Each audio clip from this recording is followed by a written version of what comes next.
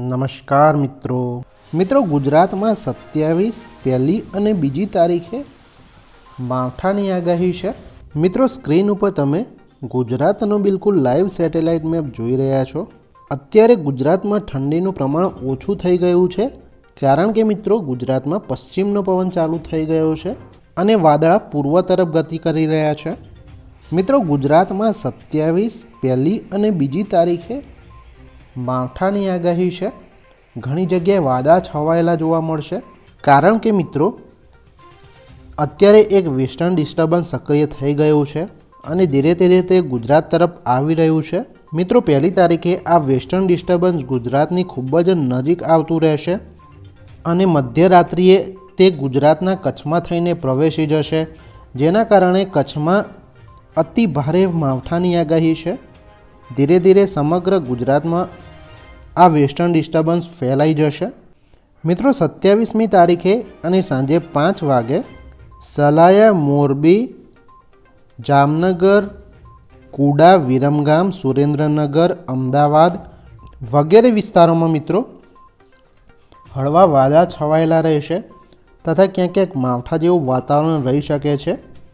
28મી તારીખે ગુજરાતનું વાતાવરણ કોરું રહેશે। મિત્રો 29મી તારીખે અને સાંજે 5 વાગે જામનગર, થાન તથા દાહોદમાં ક્યાંક ક્યાંક વાદળા છવાયેલા રહેશે। મિત્રો પહેલી તારીખે આ વેસ્ટર્ન ડિસ્ટર્બન્સ ગુજરાતની ખૂબ જ નજીક આવતું રહેશે અને કચ્છમાં વાદળા છવાવાનું ચાલુ થઈ જશે, જેમાં ગાંધીધામ, નલિયા અને ખાવડામાં વાદળા છવાવાનું ચાલુ થઈ જશે।